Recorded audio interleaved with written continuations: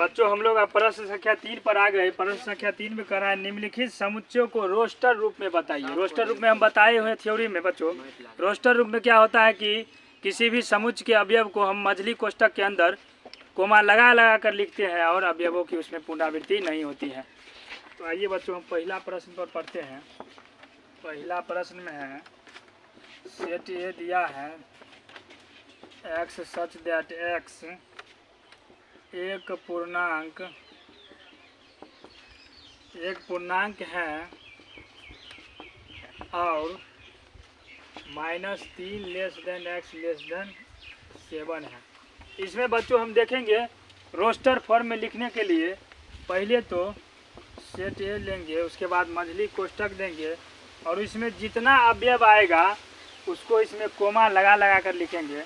तो 3 कह रहा है, इसमें 3 से लेकर के 7 के बीच में, और 3 को कह रहा है यहाँ छोड़ने के लिए 3 नहीं लेंगे तो इसमें -2 आ जाएगा बच्चों, -1 आ जाएगा, 0 1 2 3 4 5 और 6 तक आएगा बच्चों।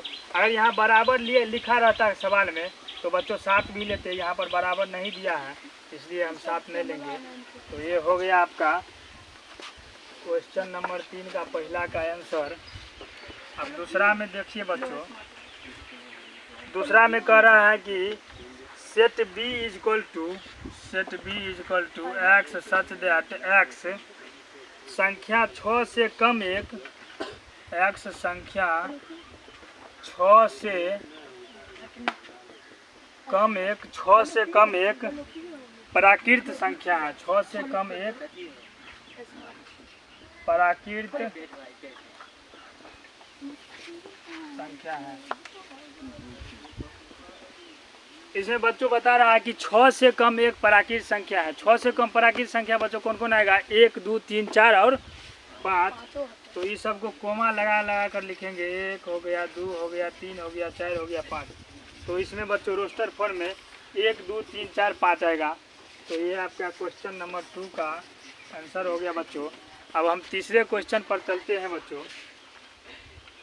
यदि आप कलम और कॉपी लेकर के बैठे हैं तो स्क्रीनशॉट ले लीजिए और इसको लिख लीजिए। चलिए बच्चों अब हम क्वेश्चन नंबर 3 पर चलते हैं।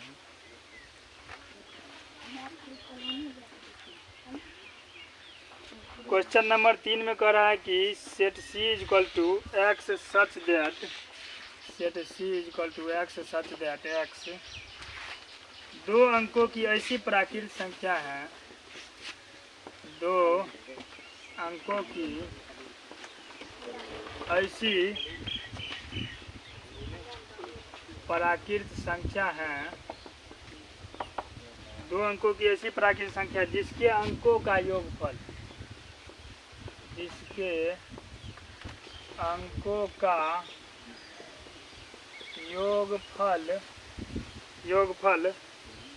8 है। बच्चों ये समझने वाला सवाल है। इसमें कह रहा है कि x 2 अंकों की ऐसी प्राकृत संख्या है जिसके अंकों का योगफल 8 आना चाहिए। जैसे बच्चों अगर हम 4 और 3 जोड़े, 4 और 3 ले तो 4 और 3 के अंकों का योगफल कितना हो जाएगा? 7 हो जाएगा। उसी तरह से हमको ऐसा लेना है प्राकृत संख्या 2 अंकों का जिसके अंक जोड़ेंगे तो 8 पूर जाना चाहिए। तो सेट C में बच्चों अगर हम 1 लेंगे और 7 लेंगे तो हम देखते हैं कि 1 और 7 को जोड़ेंगे तो इसका अंक का योगफल कितना पूर जाएगा? 8। 1 7 ले ले, उसके बाद 2 6 ले ले तो इसके अंक का योगफल भी 8 पूर जाएगा। इसी तरह 3 5 ले सकते हैं, 4 4 ले सकते हैं, 5 3 ले सकते हैं, उसके बाद 6 2 ले सकते हैं, 7 1 ले सकते हैं, 8 0 ले सकते हैं। इतना ही तक आएगा बच्चों। इसके बाद कोई ऐसा 2 अंक नहीं बनेगा जिसके अंकों का योगफल 8 होना चाहिए। तो ये आपके क्वेश्चन नंबर 3 का सॉल्यूशन हो गया। अब बच्चों हम लोग क्वेश्चन नंबर 4 पर चलते हैं। क्वेश्चन नंबर 4 में बता रहा है कि set D is equal to X such that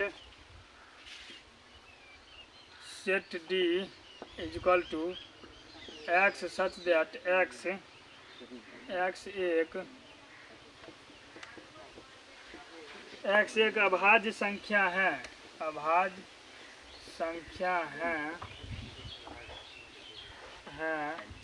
जो 60 की भाजक है, 60 का भाजक है। अब इसमें बच्चों देखेंगे इसमें कौन कौन अवयव आएगा। इसमें कह रहा है कि x एक अभाज्य संख्या है जो क्या है 60 का भाजक भी होना चाहिए। देखो अभाज्य संख्या बच्चों हम बताए थे उसे कहते हैं जो अपने और माने स्वयं और एक के अलावा किसी अन्य से भाग नहीं लगना चाहिए, तो वही संख्या लेना है, लेकिन उसमें भी कौन जो 60 का भाजक होगा। तो बच्चों इसमें पहला देखते हैं, दो क्या अभाज्य संख्या है और 60 का भाजक है, तो हाँ 2 भी है। उसके बाद 3 है, 3 भी है। उसके बाद 5 भी है। और अभाज्य संख्या देखेंगे 7 भी है, लेकिन बच्चों 60 का भाजक नहीं है, इसलिए नहीं लेंगे। अब शायद इतना ही होगा, 2 3 5 ही ऐसा संख्या है एक अभाज्य संख्या जो 60 का भाजक भी है। तो ये आपके प्रश्न संख्या 4 का आंसर हो गया बच्चों। अब बच्चों पाँचवा में दिया है, पाँचवा में बच्चों दिया है सेट ई बराबर ट्रिगोनो TRIGONOMETRY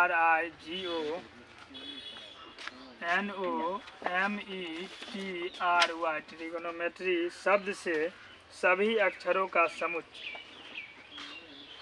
शब्द के सभी अक्षरों का समुच्चय। अब बच्चों बता रहा है कि सेट ई में ऐसा ट्रिगोनोमेट्री का ऐसा रोस्टर फॉर्म में लिखना है। ट्रिगोनोमेट्री को रोस्टर फॉर्म में लिखेंगे तो बच्चों सेट ए इक्वल टू हो जाएगा। इसमें हम बताए थे कि इसमें अवयव को कोमा लगा लगा कर लिखते हैं और अवयव के पुनरावृत्ति नहीं होती है। तो आइए हम सबसे पहले टी लिखेंगे, उसके बाद कोमा देंगे R comma I comma G comma O TRIGON N के बाद बच्चों देखो ओ फिर आ रहा है, वो लेंगे अब नहीं लेंगे क्योंकि इसमें अवयव का पुनरावृत्ति नहीं होता है। एन के बाद एम बच्चों, एम के बाद देखो ई भी आएगा। ई के बाद टी देखो बच्चों आ गया यहाँ पर, टी यहाँ पहले से मौजूद है, टी नहीं लेंगे। आर देखो आर भी है यहाँ पर मौजूद है, आर भी नहीं लेंगे। उसके बाद वाई। तो इस तरह से रोस्टर फॉर्म में हम ट्रिगोनोमेट्री को इस तरह लिख दिए। ये आपके क्वेश्चन नंबर 5 का सॉल्यूशन हो गया। अब बच्चों प्रश्न संख्या 6 में कह रहा है set F equal to better BETTER better शब्द के सभी अक्षरों का समुच्चय, अक्षरों का